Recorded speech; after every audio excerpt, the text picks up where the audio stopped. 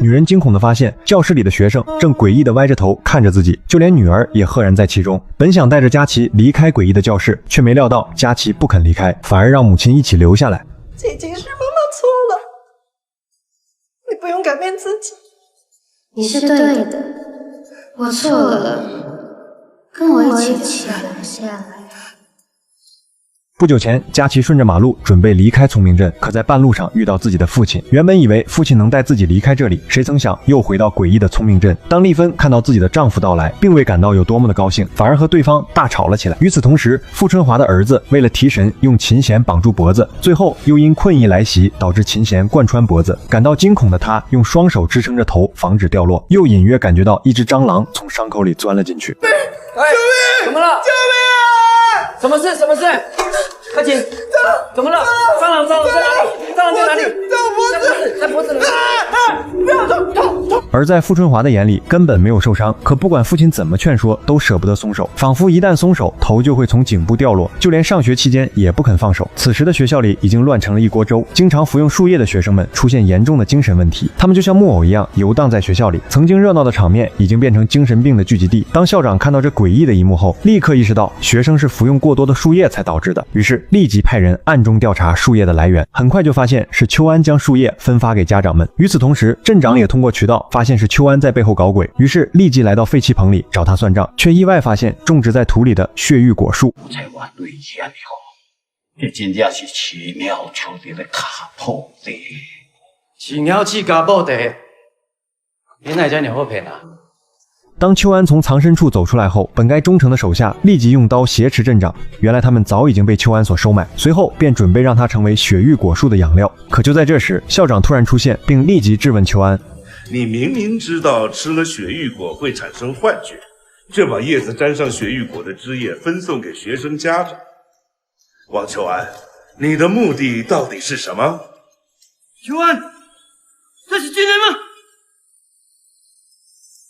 他是怎么跟你们说的？以后要多少叶子就有多少叶子。这家伙为了报仇，把学校搞得乌烟瘴气。学校要是垮了，没有了学生当肥料，哪来的叶子？谁现在帮我拿下他，这辈子就不用再担心没有叶子了。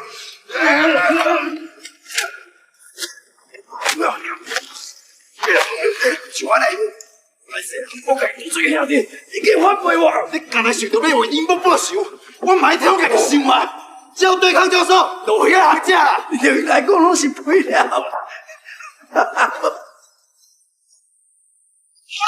但让校长惊讶的是，邱安居然绑架了镇长。刚好树叶的来源一直都是镇长提供，于是校长准备取而代之，随后就逼迫对方说出雪玉果树的藏匿地点。在校长不断的威胁下，终于说出位置，甚至还说出如何培养血玉果树。即便说出这些秘密，校长依旧没有打算放过对方，反而用他告知的方法划开肚皮，将一颗血玉果种进镇长的体内，就像当年对待邱安妻子一样，成为养料。而陈书亮为了彻底摧毁血玉果树，趁着黑夜偷偷潜入邱安的废弃大棚里，并将看守血玉果树的村民打晕，接着就掏出汽油抛洒在血玉果树周围，准备将这里的一切全都焚烧殆尽，却被醒来的邱安极力阻止。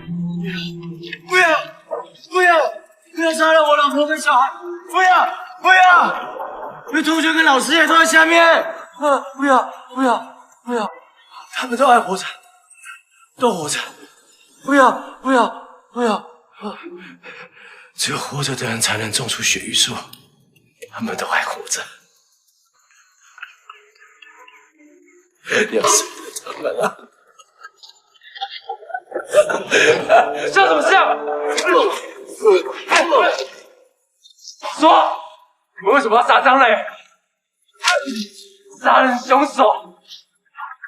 现在死在哪里？我在哪里？不可以放你。最终，陈书亮放弃点火的想法。与此同时，佳琪的父亲正在和校长交谈。原来，他曾经也是这所学校的优等生，一直以来都在外界帮助校长筛选学生，并以各种诱惑和引导来到这次学校。而到来的人都会成为种植血玉果的实验。这次，他特意回来找到校长，希望利用关系让佳琪顺利进入冲刺班。校长看在多年的情分上答应对方，却没想到佳琪突然强行闯了进来。弱肉强食，弱者就会变成强者的肥料。我希望你当的是强者，你懂吗？我不要！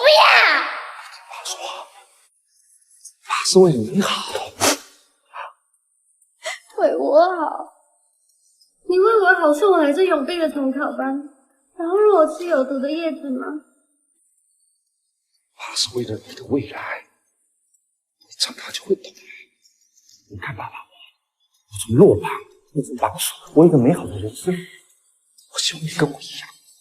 最终，佳琪被父亲强行送进冲刺班里，而这里面的空间极其有限，里面除了书桌和椅子，什么也没有。在这里面，只会变成盲目学习的工具人，这也正是学霸们会歪着脖子的原因。佳琪父亲也将女儿已经进入冲刺班的消息告诉丽芬，随后趁她不备，控制在沙发上，并掏出一颗血玉果，强行塞进嘴里。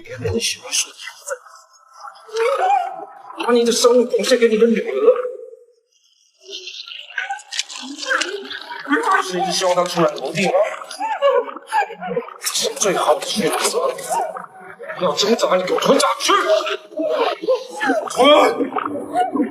直到丽芬吞咽下去后才肯罢手。就在他出门准备叫人将丽芬带走时，他快速来到阳台，顺着楼梯逃走，刚好就遇到陈书亮来找佳琪。当得知佳琪已经被送进冲刺班后，他们立刻偷偷潜入学校，来到冲刺班。可这里根本不是所谓的教室，反而是独立又狭窄的单间。当来到深处，就发现贴有佳琪名字的房间。丽芬则去营救佳琪。陈书亮来到深处，推开铁门，并利用灭火器砸开隐蔽的库门。等打开纸箱，里面装有数不尽的血玉果。为了阻止更多的学生受到伤害，他们放出冲刺班里的所有学生。随后，陈书亮将汽油倒进血玉果里，将其焚烧殆尽，而燃起的浓烟弥散在整栋教学楼里。丽芬为了保护佳琪，将唯一的口罩给他，自己则负责带领其他学生逃离。可刚走不远，就因吸入大量烟雾产生幻觉。佳琪也发现母亲没有跟上来，于是和陈书亮一同返回寻找丽芬。同时，赶回来的校长也发现教学楼着火，于是立即冲进放有血玉果的房间，准备将未被摧毁的血玉果带走，却没料到秋安突然出现，拦住去路，最后狠狠一刀结束校长的生命。而丽芬在寻找出路时，意外发现佳琪刚来到学校报名的时候，当走进去后，讲台上的高老师消失不见，迎接他的是所有学生瘆人的眼神。我们走吧。